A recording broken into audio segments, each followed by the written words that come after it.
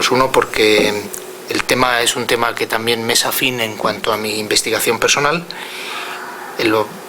pero también porque es antiguo compañero de la Universidad Autónoma de Madrid, donde los dos fuimos profesores. El profesor Manuel Alfonseca es doctor ingeniero en telecomunicación y licenciado en informática, y tiene una amplia experiencia profesional en el mundo de la empresa y en el ámbito académico. Fue profesor de la Universidad Complutense y de la Universidad Autónoma de Madrid, en la que en el año 2007 o 2006, ha habido un momento que... 2007, obtuvo la cátedra en la Escuela Politécnica Superior de la Universidad Autónoma de Madrid. Actualmente es profesor honorario de esta universidad.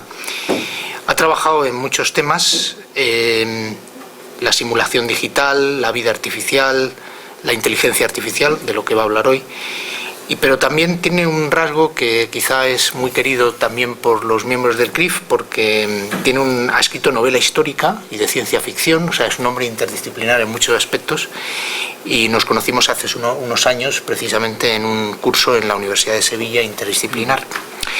Sin más demora, le dejo la palabra. Va a hablarnos sobre la inteligencia humana y la inteligencia artificial, perspectivas.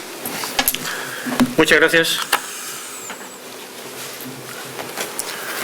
Este es el resumen el esquema de mi presentación.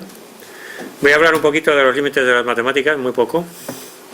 Después intentaré definir la inteligencia artificial y cómo detectarla, mencionando la prueba de Turing y las críticas a la prueba de Turing. Y luego hablaré de algunas perspectivas de la inteligencia artificial en relación con la inteligencia natural. Pues, se llama inteligencia natural e inteligencia artificial. La primera parte va a hablar de inteligencia natural, los límites de las matemáticas. Sabemos que las matemáticas, el primero que intentó formalizarlas de una manera completamente rigurosa fue Frege, y publicó un libro de estos gigantescos que escriben los alemanes, solo que no era en Alemania, sino que él era austriaco. Fundamentos de la aritmética. Pero resulta que este libro intentaba deducir toda la aritmética a partir de unos pocos axiomas y unas pocas reglas de deducción, y fracasó. Y contiene la primera formalización de la teoría de conjuntos, aunque la notación que hoy utilizamos es la de Peano, porque la suya era bidimensional, o sea, no se podía representar fácilmente, y se sustituyó por la de Peano. Pero su formalización tenía un problema. Bueno, ya esto lo he dicho ya. Los axiomas, Peano fue el segundo que tuvo. Bueno, no voy a mencionar primero, para acabar con Frege, que su formalización tenía un problema que descubrió Bertrand Russell, que fue la paradoja de Russell, la paradoja del conjunto de todos los conjuntos que no pertenecen a sí mismos, que daba lugar a una situación paradójica. Ese conjunto, si pertenece a sí mismo, no pertenece, y si no pertenece, pertenece, con lo cual, como se salía de la teoría de Frege, pues hundía la teoría de Frege, la paradoja de Russell, y Frege abandonó todo intento de formalizar la aritmética a partir de ahí, y de hecho tuvo mala suerte, porque cuando se jubiló en su universidad decidieron no hacerle el homenaje de la jubilación, porque decían que no había hecho nada útil.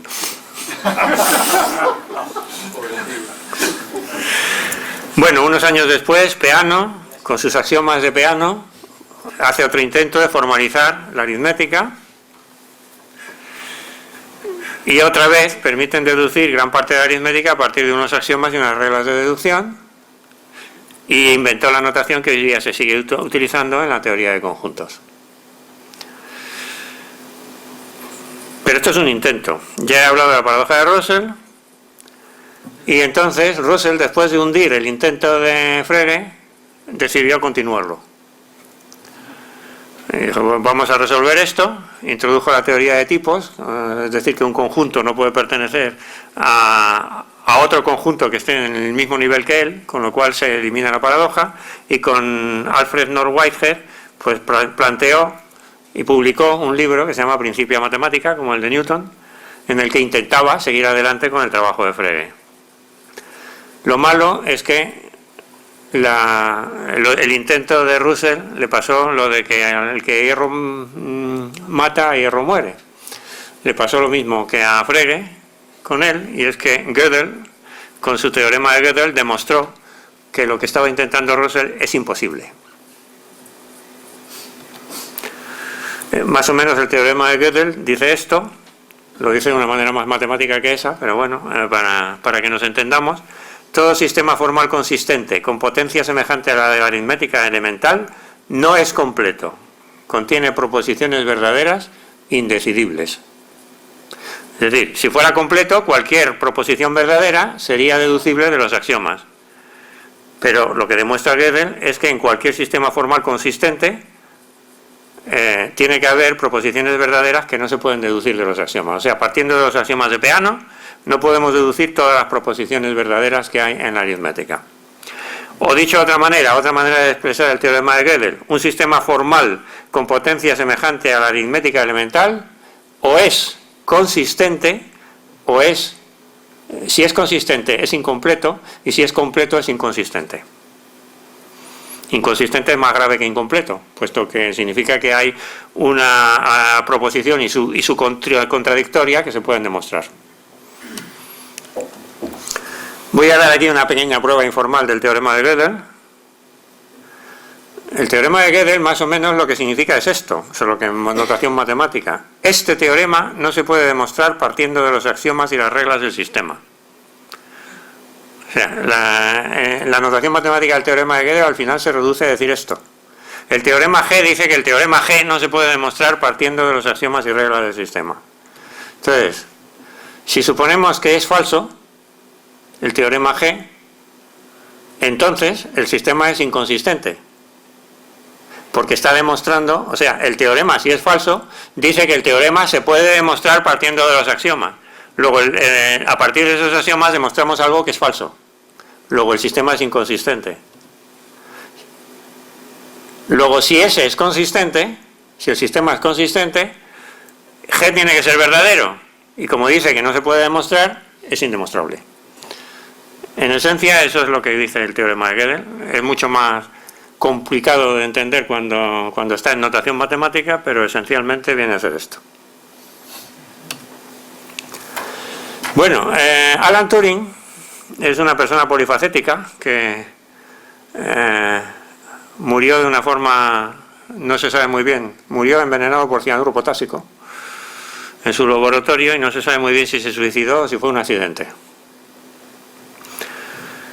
Pero se dedicó a un montón de campos. Es uno de los pioneros de la informática, es un matemático, es un químico, inventó una de las primeras reacciones oscilantes.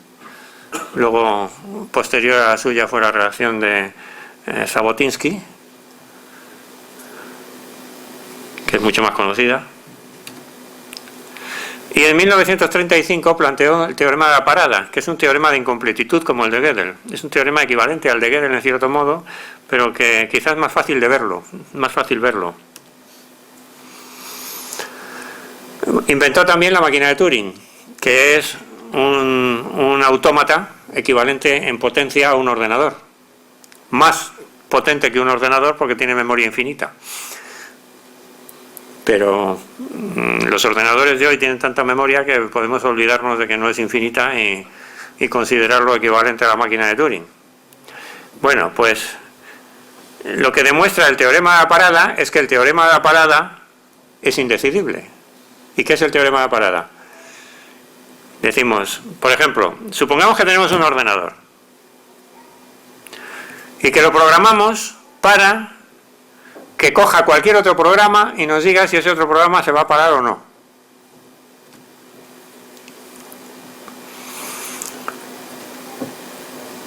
Tenemos una máquina de Turing y la programamos para resolver el problema de la parada.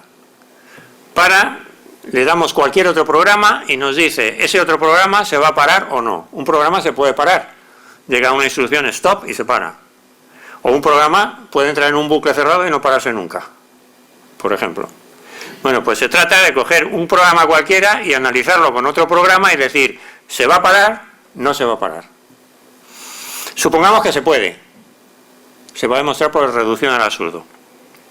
Supongamos que se puede construir este programa que analiza cualquier otro programa y dice si se para o no. Bueno, pues entonces ahora modificamos ese programa que suponemos que se puede hacer de una manera muy sencilla. Ese programa va a terminar diciendo sí o no. Le damos como dato a otro programa y nos dirá, ¿se para? Sí. ¿No se para? No. Bueno, pues si va a decir que sí, en vez de que nos diga que sí, lo metemos en bucle cerrado. Eso es trivial. Y si va a decir que no, hacemos que se pare, le ponemos un stop. Eso también es trivial. Luego entonces tenemos que este programa que está programado para resolver el problema de si otro programa cualquiera se para o no, se para cuando el otro no se para y no se para cuando el otro se para. Y ahora le decimos, analízate a ti mismo.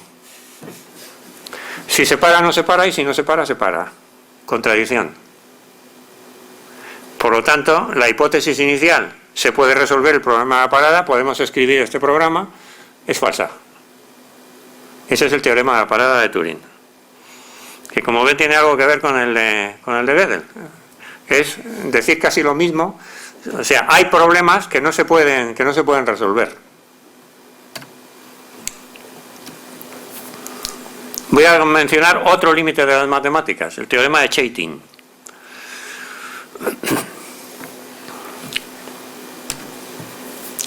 Chaitin demostró en los años 70 que la aleatoriedad de los números enteros es indecidible.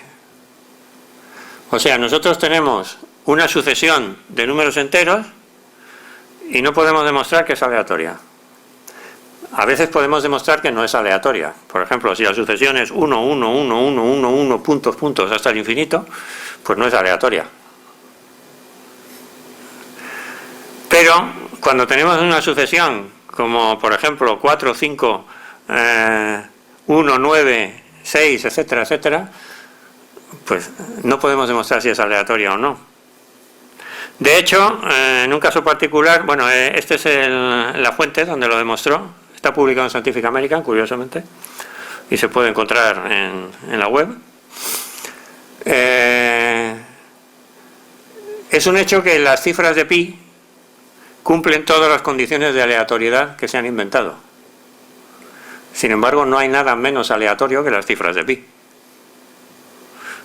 Eso podría ser una ilustración de este teorema. No es una demostración, es una ilustración. Lo que demuestra Chaitin es que en general, dada una cadena que se vea que no se vea a simple vista que no es aleatoria, es imposible demostrar que es aleatoria. Curiosamente, eso tiene consecuencias. El azar es un término que se emplea mucho hoy día en filosofía de la ciencia, a veces haciéndolo pasar por ciencia, como la base de todo lo que ocurre en el universo. Pero si el azar es indecidible, entonces que el universo dependa del azar es indecidible, matemáticamente demostrado. Es decir, ¿qué ocurre aquí? Que dada una cadena cualquiera de números enteros, podría ser azar o podría ser una cadena generada por un algoritmo de lo que se llama un algoritmo pseudo-aleatorio. Luego entonces, si esto lo aplicamos al universo, el azar en el universo podría ser un algoritmo pseudo-aleatorio, lo cual quiere decir diseño. Lo que demuestra Chaitin es que el azar y el diseño son indecidibles. Es imposible saber si algo es diseñado o azar, lo cual va también en contra del diseño inteligente. Paso a la segunda parte.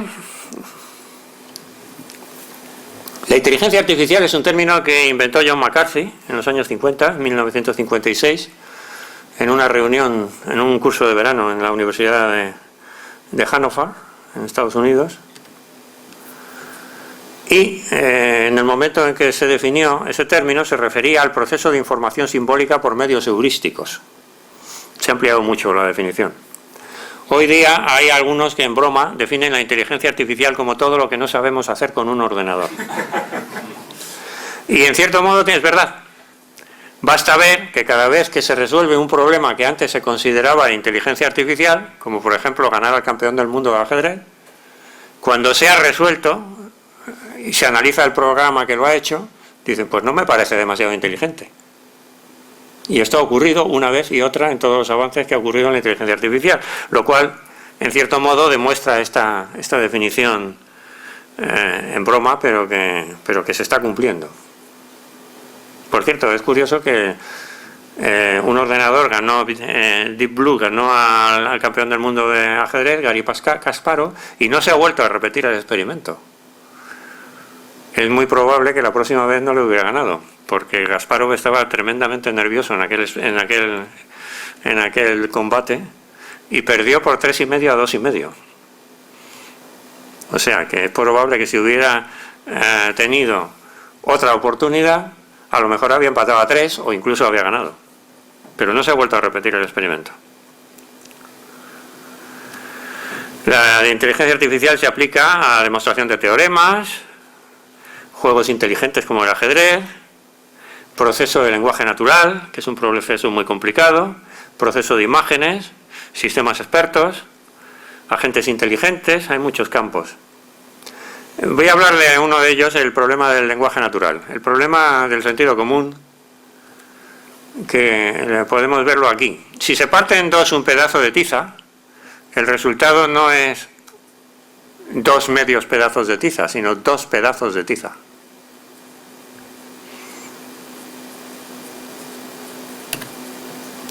En cambio, si se parte en dos una mesa, el resultado no son 2 mesas. O sea, el sentido común nos ayuda a distinguir las dos distintas acepciones de lo que estamos diciendo ahí, que dan conclusiones contradictorias y sin embargo no nos cuesta ningún trabajo distinguirlas. El problema es cómo enseñarle a una máquina que distinga estas cosas. Por ejemplo, para comer hay que estar despierto. No se puede recordar el futuro. Son cosas que son evidentes para todo el mundo, pero que un programa igual no lo sabe. Otro problema es que los lenguajes naturales son inherentemente ambiguos. Tanto en la semántica, tenemos palabras que significan 2 cosas distintas. Por ejemplo, nos vemos mañana en el banco. ¿Es en un banco en el parque o es en el banco oficina bancaria? La palabra banco tiene varios significados y dependiendo de cuál saquemos por el contexto será una cosa u otra. Que pare la mula. Puede significar la orden de que pare la mula o un asombro porque una mula ha parido. En este caso es una palabra que tiene ambigüedad semántica, doble sentido. Todo hombre ama a una mujer. ¿Qué quiere decir eso? ¿Que todos los hombres aman a la misma mujer o que cada uno ama a una diferente? Por otro lado tenemos también ambigüedad sintáctica, que está todavía más grave.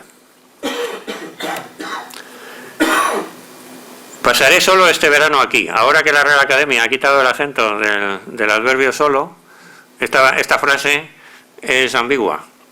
Puede ser que voy a estar aquí solo o que solo voy a estar aquí este verano. No pude estudiar Derecho.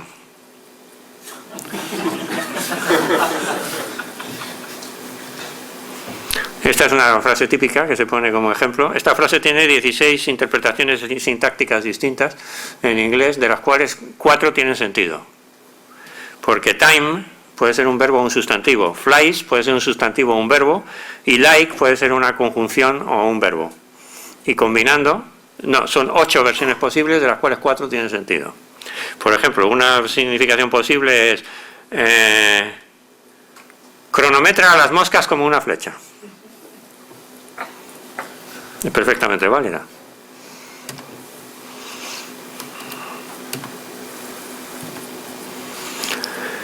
Bueno, vamos a hablar de la prueba de Turing. La prueba de Turing la planteó Turing en el año 1950 en un artículo y era una prueba para decidir cuándo habríamos alcanzado la inteligencia artificial, en el sentido más concreto del término. No estas cosas, estos programas que se van haciendo que llamamos inteligencia artificial, sino la inteligencia artificial de verdad. ¿Cuándo podríamos decir que una máquina es tan inteligente como un hombre, digamos de otro modo? Y la prueba de Turing dice que si una máquina llegase a ser capaz de engañar a los seres humanos haciéndose pasar por humana, con la misma facilidad con que un ser humano puede engañar a otro, habría que considerarla inteligente. Bueno, la forma típica de representar esto es que pones a una persona chateando con alguien que está en otra habitación al que no ve, y del chateo tiene que decidir, esto es una máquina que me está contestando automáticamente o es un ser humano. Parece ser que esto ya se ha resuelto. En el año 2014, el año pasado, con un chateo donde participaban personas y máquinas, hubo un programa llamado Eugenio Guzmán que consiguió convencer al 33% de los contertulios de que era un chico ucraniano de 13 años. Bueno, esto se ha planteado que... primero, ¿por qué el 33%? Porque Turing en su artículo dijo que si conseguían convencer a más del 30%, pues ya se había demostrado. ¿Por qué el 30%? Es un número completamente arbitrario.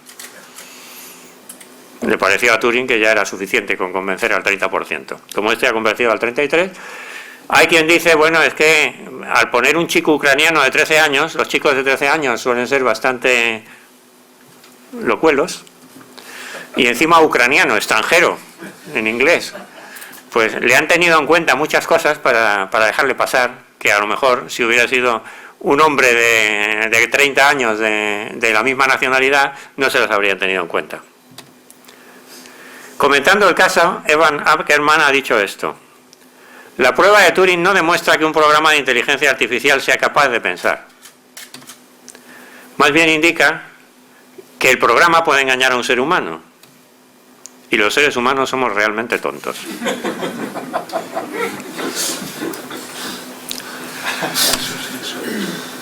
De todas maneras, ya antes de esto, antes de que se hubiera cumplido en cierto modo la prueba de Turing, aunque hay problemas a eso, ya la prueba de Turing en sí había sido puesta en entredicho por John Searle, un filósofo norteamericano, con el experimento de la habitación china. Esencialmente, la habitación china es una versión de la prueba de Turing. De lo que se trata no es de convencer a la persona que está en el chat de que el programa es humano, sino un poco más, que es chino. Se trata de engañar como un chino al chino que está en la otra habitación. Es decir, el chino chatea en chino y el programa le responde de una manera coherente con lo que le han dicho y le engaña y le hace pensar que está hablando con un ser humano chino. Bien, ahora dice Searle, ahora quito el ordenador de la habitación donde está y me pongo en la mesa el organigrama del programa y me meto yo. Y ahora sigo haciendo el chateo con el chino. El chino sigue escribiéndome en chino y yo no sé chino. Pero utilizo el organigrama del programa para ver qué tengo que contestar. Y como está ahí escrito, yo sigo el programa y me sale, tengo que contestar esto. Y conseguiré, aparte del pequeño detalle del tiempo que tarde en ejecutar el programa en mi cabeza con el papel, pero puesto que yo estoy sustituyendo al programa, haciendo exactamente lo mismo que hace el programa, yo también conseguiría engañar a mi interlocutor haciéndole pensar que sé chino. Bien, ahora planteemos una cosa. Yo, John Searle, sé que no sé chino. ¿Sabe el programa que no sabe chino? Pues si es un programa que es simplemente una cosa completamente determinista que está resolviendo, es evidente que no sabe chino. Luego, entonces, la prueba de Turing no basta para decir el programa es equivalente a un ser humano, porque hay una diferencia esencial, que yo soy consciente de que no sé chino y el programa no. Esto es un experimento mental, porque no se ha realizado. Lo planteó en 1980. Y lo que plantea es que la diferencia fundamental entre una máquina y un ser humano es la consciencia. Y lo que sí está claro es que las máquinas no son conscientes. La prueba de Turing, entonces, no detecta la consciencia. Detecta otra cosa, pero no la consciencia. Luego, la prueba de Turing es insuficiente. El jesuita Javier Lich, que pertenece a mi grupo, tiene una teoría también crítica de la prueba de Turing, que dice que existen dos clases de lenguajes diferentes. Uno son los lenguajes del signo, que son formales, matemáticos y algorítmicos, y esos los compartimos con las máquinas. Cualquier programa que esté escrito para funcionar en una máquina está escrito en un lenguaje formal, matemático y algorítmico, y por tanto es un lenguaje del signo. Pero los seres humanos utilizamos también los lenguajes del símbolo, lenguajes que se aplican a la metafísica y la religión y no se comparten con las máquinas. Entonces, de acuerdo con esto, la máquina de Turing es capaz de, la prueba de Turing es capaz de distinguir, será capaz de distinguir, quizá, cuando, salvo por la crítica de Searle, cuando las máquinas son capaces de ser tan listas como nosotros en los lenguajes del signo, pero no nos dice nada de la capacidad de las máquinas con el lenguaje del símbolo. Y paso a la tercera parte, perspectivas de la inteligencia artificial, y voy a hablar de Ray Kurzweil, que suena mucho desde hace 30 años en la prensa y eso. Yo la primera vez que le conocí fue en una videoconferencia que organizaron con Kurzweil en Estados Unidos y una serie de personas en Madrid, haciendo preguntas y respuestas, allá por 1983 o así, hace un montón de tiempo. En 1990, Kurzweil publicó La época de las máquinas inteligentes, en que más o menos, aunque no lo decía con tantas palabras, pero se sobreentendía que él pronosticaba que en 10 años tendríamos la inteligencia artificial de verdad, o sea, máquinas equivalentes al ser humano. Parece que no se cumplió. En 1999 publicó otro libro que se llama, también fue un bestseller, La época de las máquinas espirituales, donde venía a decir que en 10 años tendríamos máquinas que serían tan inteligentes como los seres humanos. Parece que no se cumplió. Bueno, Kurzweil, por cierto, basa su prestigio como pronosticador del futuro, en que, según él, pronosticó la caída del muro de Berlín, la caída de la Unión Soviética, un año antes de que ocurriera. En el año 2004 publicó con T. Grossman otro libro que se llama Viaje Fantástico, o Viaje Alucinante, como Fantastic Voyage es una novela, una película de los años 60 que se publicó en español como Viaje Alucinante. Vive mucho tiempo y vive para siempre. Según él, la vida indefinida está a nuestro alcance. ¿Cuándo se alcanzará? Dice él, la esperanza de vida va creciendo. Cada año va creciendo la esperanza de vida respecto al año anterior. La medicina va a tener un desarrollo explosivo en los próximos años y llegará un momento en que ganaremos más de un año de esperanza de vida por año. En ese momento seremos inmortales, porque si ganamos más de un año de esperanza de vida por año, al año siguiente otra vez un año, etcétera, y ya vivimos para siempre. Dice él que esto se conseguirá para el 2035. Esto lo dijo hace algunos años, y cuando le preguntaron, ¿y por qué para el 2035? ¿Por qué esa fecha? Y dijo, porque me tiene que tocar a mí y yo no pienso vivir más allá, si no pasa esto. Un argumento muy científico, como ven. En el 2012 publicó otro libro que se llama Cómo crear una mente, el secreto del pensamiento humano revelado. Los que han leído el libro, yo no lo he leído, pero los que han leído el libro dicen que no ha revelado nada del secreto del pensamiento humano. De todas maneras, ahí de lo que habla es de otra forma de ser inmortal. Una forma es que la medicina resuelva todos nuestros problemas y nos haga inmortales. Por cierto, es una cosa que va en contra de las previsiones de la ONU. Las previsiones de la ONU para el aumento de la esperanza de vida prevé aumento de la esperanza de vida de aquí al año 2100, y en el año 2100 estaría llegando a los 89 años. Que quiere decir que si de aquí, que andamos por los 78 o por ahí, vamos a ganar 11 años de aquí al 2100, en 85 años, pues no es uno por año, ¿no? Es bastante menos. Hay otra forma, bueno, esto lo voy a meter en medio. Los robots humanoides es otra forma de perspectiva de inteligencia artificial. Otra forma de tender hacia la inmortalidad es los cyborgs, o sea, ponernos partes mecánicas cuando se nos van estropeando las partes que tenemos. Se nos estropea el corazón, nos ponen un corazón artificial, se nos estropea la mano, nos ponen una mano artificial. Hay avances considerables en esto. Lo malo es que se nos estropea el cerebro, como nos ponen un cerebro artificial. Ese es el límite por ahora. La inmortalidad médica es la que he mencionado, y la otra es la segunda opción que da Kurzweil. Otra opción para el 2035 también, para que le toque a él. Descargar nuestra conciencia en una máquina. Y aquí puedo mencionar un cuento corto de ciencia ficción de Arthur Clarke de los años 60, que se llama Dial F for Frankenstein, o sea, marque F de Frankenstein.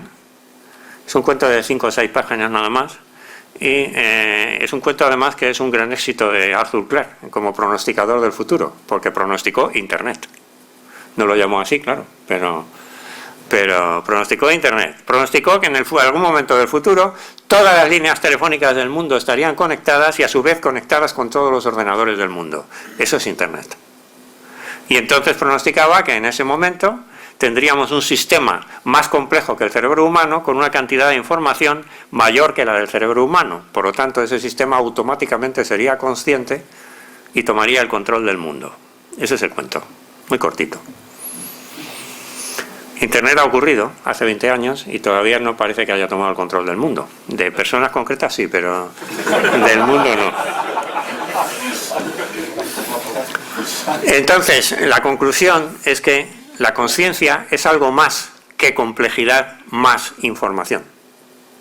No basta con tener una gran complejidad y una gran cantidad de información juntas para tener conciencia. ¿Qué es la conciencia? Pues es algo que nos da una característica que es la intencionalidad.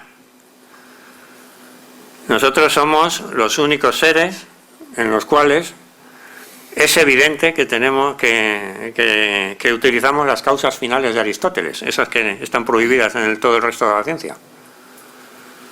Aristóteles hablaba de 4 causas: la causa material, que es la materia que está constituido algo; la causa formal, que es la esencia lo que es; y luego la causa eficiente, que es la única que admite la ciencia moderna; y la causa final, la intención. ¿Para qué sirve algo? Nosotros tenemos intenciones.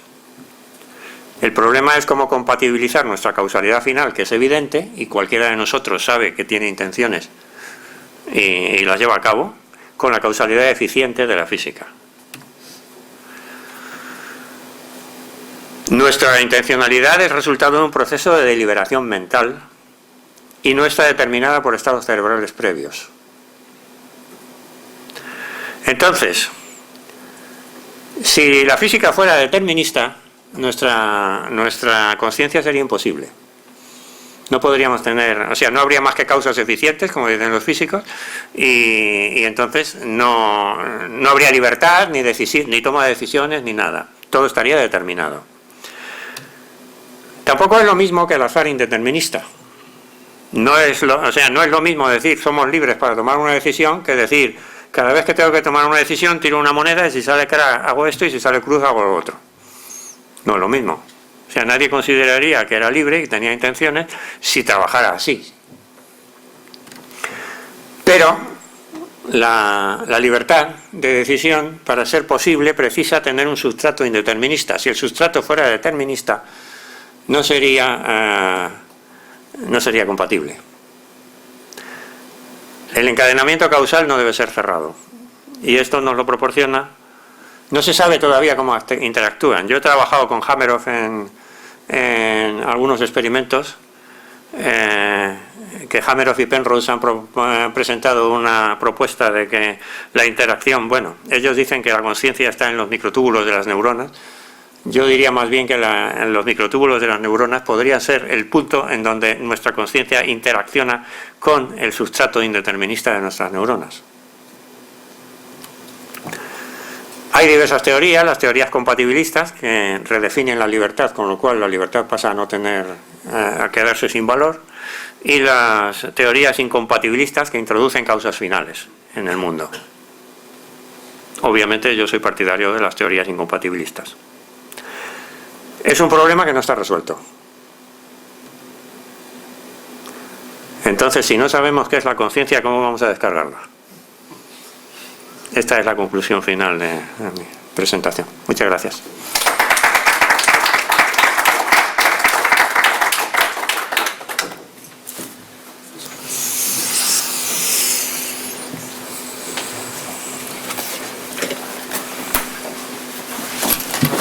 Muchas gracias por ajustarte tan detalladamente al tiempo, y entonces se abre un tiempo de coloquio para preguntas o aclaraciones. El tema es muy interesante. Ahí al fondo hay una... Creo recordar que también decía, John Searle, no sé cómo se pronuncia. ¿Se oye? Sí, sí. También decía que lo que conocemos de esas frases que puede aprender un simulador, un ordenador en la otra habitación, es lo que él conoce es la sintaxis, pero no la semántica, y eso jamás podrá un ordenador conocer la semántica, porque tendría que dotar de significado a las palabras. O sea, no solo la consciencia. Perdón, ¿me pide el significado de las palabras semántica y sintaxis? No, que creo que el autor norteamericano, John Searle, lo que dice también es que no solo le falta a la inteligencia artificial conciencia, sino ser capaz de dotar de significado al lenguaje. Es decir, Sí. Ya. Él conoce la sintaxis, pero no la semántica. Sí, bueno, eso es lo que ocurre, claro. Lo que pasa es que el reconocimiento de la semántica se puede simular hasta cierto punto. Y la prueba de ello es que cuando llamamos por teléfono muchas veces hablamos con una grabación. Y con más o menos dificultades nos entendemos. Y evidentemente ahí hay que entenderse. El otro lado tiene que tomar decisiones basadas en lo que nosotros decimos. Hay dos problemas. La generación de lenguaje natural es trivial. Por eso las grabaciones que nos hablan nos dicen cosas que entendemos perfectamente. Pero el reconocimiento del lenguaje natural producido por una persona no es trivial. Y ahí es donde entra el problema de la semántica, de sintaxis, la ambigüedad lingüística y todo eso. Y sí, evidentemente es un problema que todavía no está totalmente resuelto, pero está resuelto en parte. Hay ya pequeños avances hacia ahí. ¿El ordenador reconocería un chiste?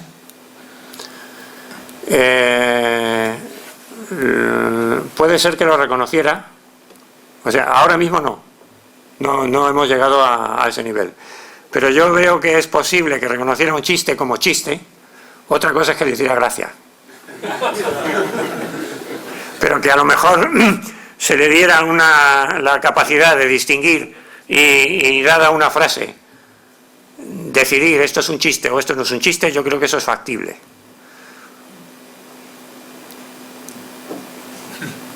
¿Y la ironía? ¿La ironía? Bueno, es un caso particular de chiste, ¿no? Sí. La ironía, al fin y al cabo, es jugar con la ambigüedad semántica. Me tienes muy contento, por ejemplo, en la mamá al niño.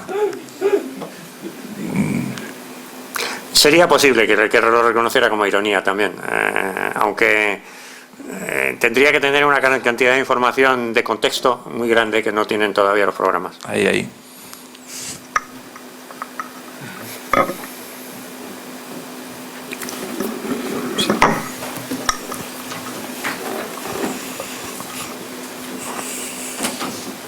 Buenos días. Ahora últimamente, bueno, y también en las películas anteriores, parece que está habiendo un repunte de películas de ciencia ficción. Y en todas ellas parece que se relaciona como si fuesen irremediablemente de la mano los sentimientos con la inteligencia artificial. ¿Hasta qué punto esa valoración tan positiva que están haciendo puede suponer un riesgo para la sociedad? Que se acabe pues viendo como que van irremediablemente unidos inteligencia artificial y sentimiento. Digo porque al fin y al cabo parece que están dando una imagen de que las máquinas pueden suplir las emociones o las necesidades emocionales o los miedos de las personas. Gracias. Bueno, sí, hay muchas películas de ciencia ficción y novelas. Yo he escrito novelas de ciencia ficción y yo personalmente pienso que jamás se va a conseguir la inteligencia artificial de verdad. Y sin embargo, en mis novelas de ciencia ficción sí que se consigue, porque si no, no hay novela. A lo que pregunta de los sentimientos, ¿qué tienen que ver con la conciencia? Yo diría que que hay que distinguir dos cosas. Que es el sentimiento de verdad, tener un sentimiento, y simular un sentimiento. Y diría que simular un sentimiento es perfectamente factible para una máquina.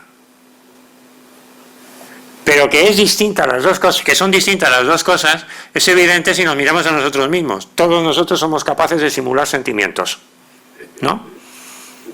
Entonces, ¿qué ocurre? Que cuando una persona simula sentimientos, pues bueno, en principio hay quien piensa que puede ser hipócrita.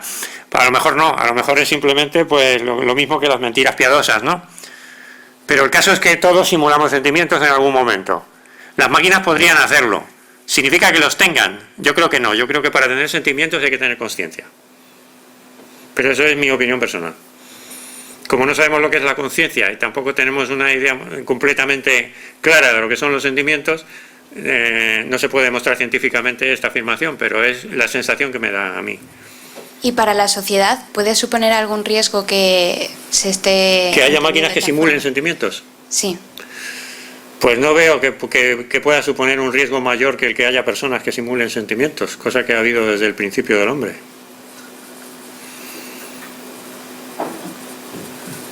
De hecho, podrían ser útiles en algunos casos, como he dicho también con la simulación de sentimientos humanos.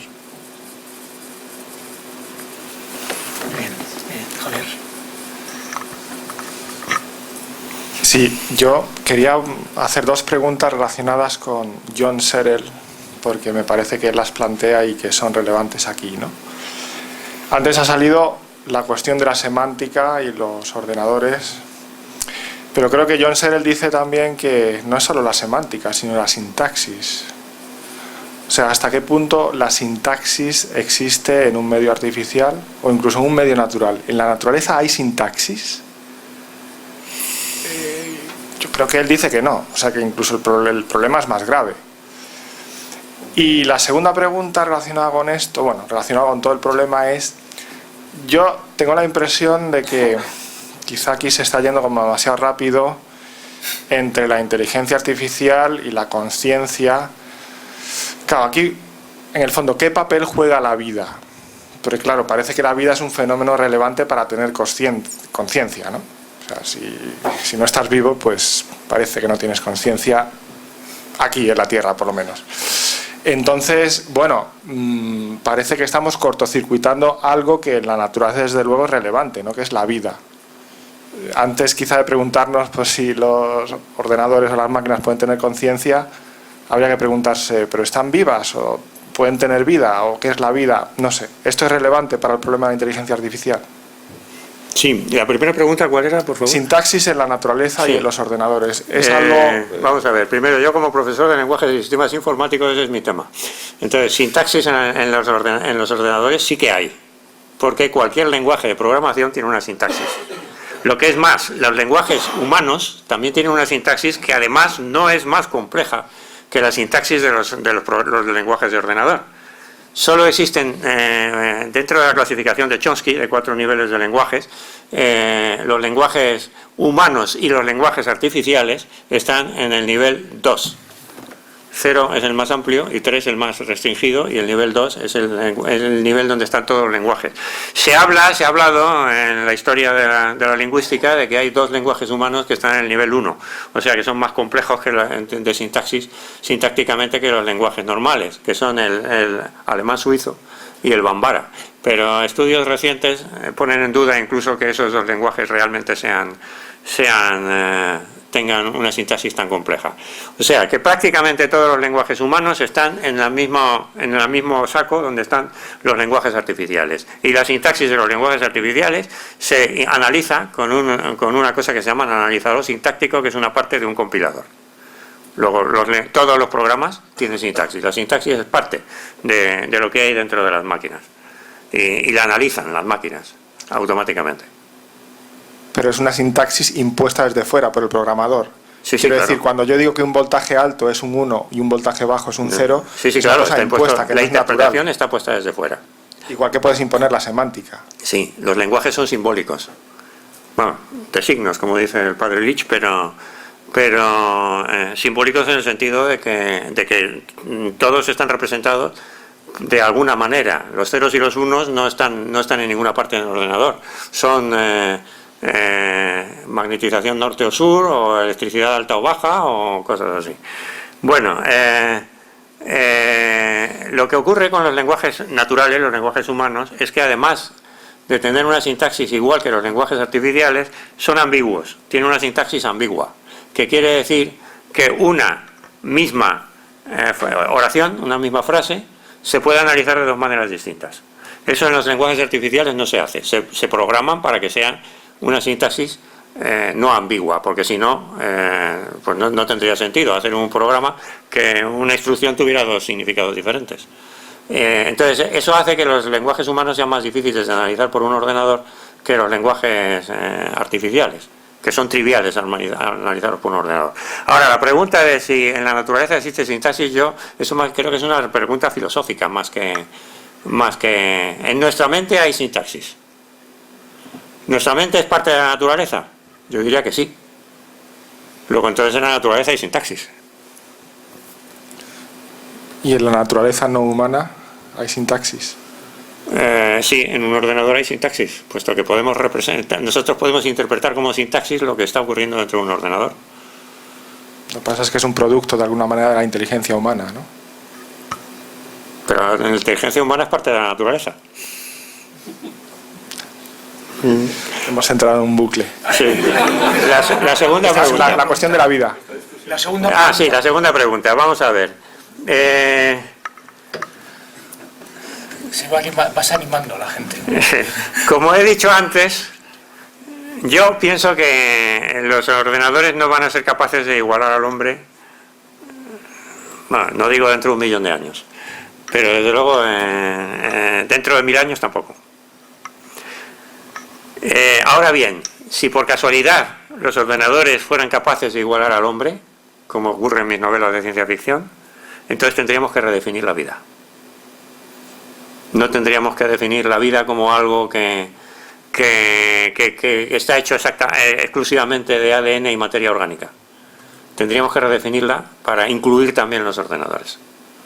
O sea, a la pregunta, ¿el hecho de que los ordenadores no correspondan a la definición actual de la vida implica que no pueden llegar a ser tan potentes como el hombre? No, yo diría que el problema está en otro sitio. El problema es si la consciencia es representable o no en una máquina. Si no es representable, entonces no llegarán nunca. Si es representable, entonces hay que definir vida para incluir los ordenadores conscientes. Y hay que incluir incluso, hay que redefinir incluso el término ser humano. Porque si son equivalentes al ser humano en su forma de pensar, pues deberíamos ampliar el concepto de ser humano y el concepto de derechos humanos a los ordenadores. De eso tratan varias de mis novelas. Oye, para clarificar el debate, sí. Yo me gustaría una cuestión. Yo creo que ser digamos, es también máximamente explicativo en que el problema de la consciencia es humano, es en el hombre, pero que podemos encontrarlo en el cerebro. Bueno, hay una noticia que leí ayer, que ha salido en la prensa estos días, y que dice que haciendo análisis de RMI del cerebro humano y tal, y haciendo experimentos con actividades conscientes e inconscientes de los seres humanos, han descubierto recientemente, muy recientemente, se ha publicado ahora mismo, que cuando se realizan actividades conscientes está afectado todo el cerebro. Eso hay varias teorías sobre la relación de la conciencia con el cerebro.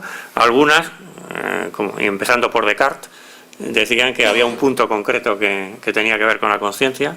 Descartes decía que la glándula pineal no tiene nada que ver con la conciencia, pero hay otras teorías que dicen estas zonas son más relacionadas con la conciencia y tal. parece ser que estos experimentos más bien van hacia la teoría de la globalización. El cerebro, cuando hace actividades conscientes, actúa globalmente.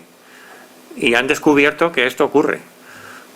Todavía habrá que interpretarlo y a ver si esos experimentos tienen significación estadística correcta, pero eso va en favor de las teorías de que el cerebro humano globalmente, cuando hace actividades conscientes, funciona todo el cerebro.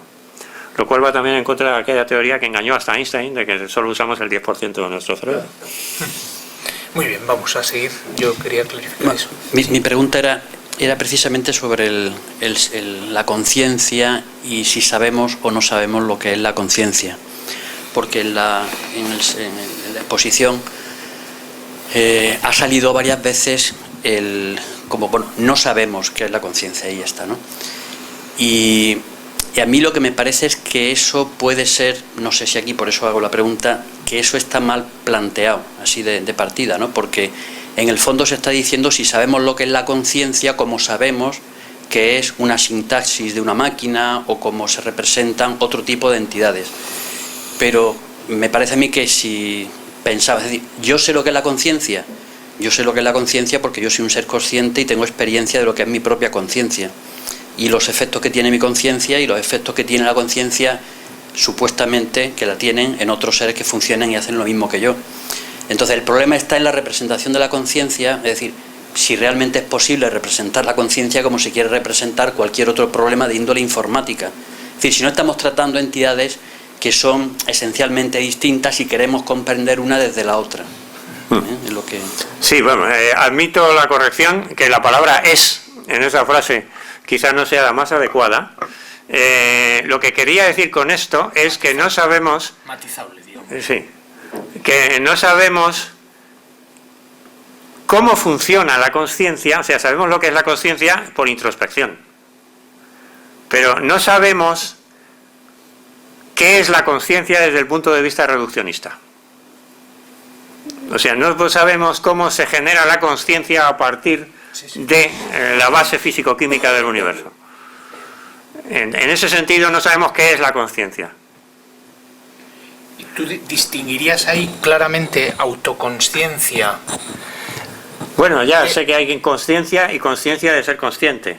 Sí. Yo estoy hablando, cuando hablo de conciencia, hablo de conciencia de ser consciente. No estoy discutiendo aquí si los perros tienen conciencia o no. Vale, pero asumes, por ejemplo, que esa consciencia, esa autoconsciencia, esa conciencia de ser consciente, admite cierta graduación en los primates superiores, por ejemplo. Sí, pero de eso tengo otra conferencia donde yo sostengo que igual que en la física hay puntos críticos, y por ejemplo tenemos agua en condiciones normales de presión a 99,99 grados es líquida, y a 100,01 grados es vapor, y ha cambiado, y ha pasado por el punto crítico 100,00, que es el punto en el cual cambia de estado. Entonces sostengo que también hay cambios de estado en biología, y que entre el chimpancé y el hombre, el chimpancé está a 99,99 grados, y el agua a 99,99 grados echa vapores, pero sigue siendo agua líquida. Pero se ven los vapores, tiene indicios del estado siguiente. Y en cambio el agua a 100,01 es todo vapores ya. Entonces hay un punto crítico en la biología en que el hombre se hizo consciente, el chimpancé está justo antes del punto crítico y tiene indicios del punto crítico, está echando vapores. Y esos son esos experimentos que se hacen con los chimpancés, enseñándoles a manipular lenguajes simbólicos incluso en la vida salvaje cuando utilizan algunas herramientas sencillas. Pero el hombre ya ha pasado el punto crítico y está al otro lado, y ya es todo vapores, ya es todo consciencia. Entonces, la demostración de esto la doy con una sola frase. El hombre estudia al chimpancé, el chimpancé no estudia al hombre. Eso es lo que prueba que se ha pasado el punto crítico. Más... Sí. Para que haya un mínimo de inteligencia artificial parece necesario que las máquinas se adapten a diferentes situaciones, porque Deep Blue, que la ha mencionado usted antes, estaba diseñada específicamente para ganar una partida de ajedrez. Entonces, ¿esa adaptación cree usted que es posible mientras los algoritmos solamente funcionen con ceros y unos, es decir, en lógica binaria? Porque hay algunas aproximaciones, como son la lógica borrosa, que pivotando con otras técnicas, con redes neuronales, algoritmos genéticos, etcétera, lo que se llama la amalgama del soft computing, están dando pequeños avances en cuanto al tema de todas maneras, me parece que hay un teorema matemático que demuestra que la lógica borrosa representa exactamente el mismo campo que la lógica binaria, que al final no se puede mejorar heurísticamente en los procedimientos para hacer ciertas cosas, pero no se van a mejorar las cosas que se van a hacer. Eso creo no lo garantizo absolutamente, pero creo recordar que existe ese teorema. De todas maneras, lo que sí que hay es un experimento que están realizando en IBM, la empresa de IBM, la misma que hizo el Deep Blue, el programa, y que ahora se trata de emular el cerebro humano, y lo están haciendo a base de construir un programa que aprenda en el sentido de que es capaz de recibir información de personas concretas y de guardar esa información en una base de datos de donde pueda recuperarla y utilizarla para mejorar su propio funcionamiento. Eso es lo que se llama aprendizaje en las máquinas, que tampoco difiere tanto del aprendizaje en los seres humanos. Yo entiendo que es lo mismo, es aprovechar la información que hemos recibido para modificar nuestro comportamiento. Los programas tienen que estar programados ya para que eso sea posible. Y eso lo están haciendo, y lo que están haciendo es formar unas bases de datos gigantescas de información de tipo sentido común para ver si sale alguna máquina que pueda emular más el cerebro humano que las máquinas actuales. Yo, la verdad es que cuando hace 3 o 4 meses asistí a una conferencia de estas que dio Jaime Moreno, uno de las personas de IBM, no está trabajando exactamente en este proyecto, pero está en un proyecto parecido, y dio una conferencia en mi escuela hace unos meses, y la sensación que me dio fue que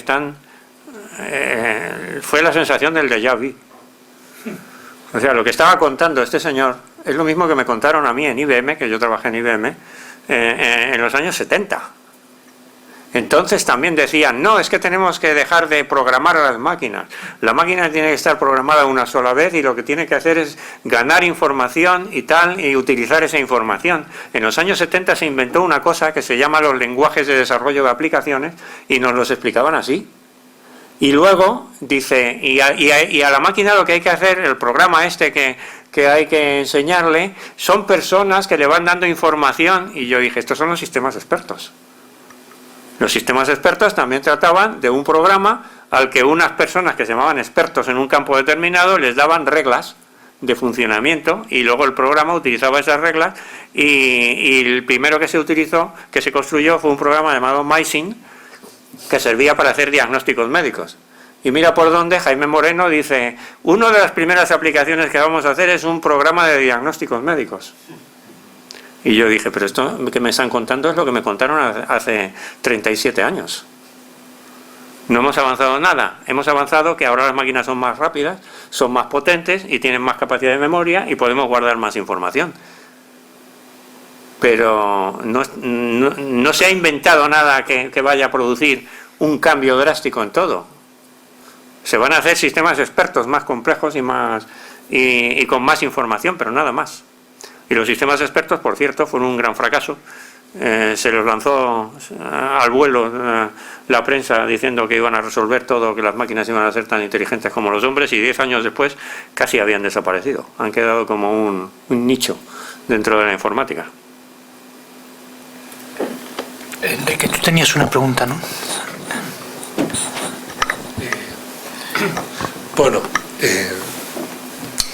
es una pregunta que un poco al margen, pero si hablamos de inteligencia y de consciencia, la cuestión me parece verdaderamente importante es si conozco la verdad. Es decir, si por inteligencia entendemos lo que normalmente se llama conocimiento, la cuestión relevante no es si las máquinas piensan, sino yo soy capaz de conocer la verdad, o la máquina. En fin, se puede conocer la verdad del mundo y se puede conocer... Nos vamos a Kant y a Berkeley, ¿no? Claro, pero claro, no soy idealista trascendental ni idealista absoluto, ni empirista, pero sin la capacidad de verdad la mínima capacidad de verdad universal, es decir, no la verdad que sirve para que sobreviva el chimpancé en un medio hostil, sino la capacidad de conocer el mundo como es. La inteligencia humana quedaría algo, o sea, ese es el punto de inflexión de la inteligencia. Ahí es donde aparece el conocimiento humano propiamente dicho, ¿o no? Vamos a ver, voy a contestar de dos maneras. Una, la más directa. Aunque la filosofía está discutiendo mucho sobre si podemos conocer la verdad o solo podemos conocer las interpretaciones de la verdad que nos dan los sentidos, pero que la verdad igual no existe, la filosofía puede decir eso. Pero la ciencia entera está basada en el hecho de que lo que nosotros sacamos del análisis de la realidad es real, porque si no, no funcionaría. La ciencia dice eso, la filosofía puede decir otras cosas. Por un lado eso. Y por otro lado, ¿cuál era la segunda parte de la...? No, que si el punto en el que la inteligencia empieza a ser inteligente... Sí. Cuando es capaz de conocer la verdad. Sí, la segunda parte es que la inteligencia humana ha dejado completamente atrás la cuestión de la supervivencia. Porque, me dirán ustedes, ¿para qué sirve para nuestra supervivencia saber conocer la radiación cósmica de fondo?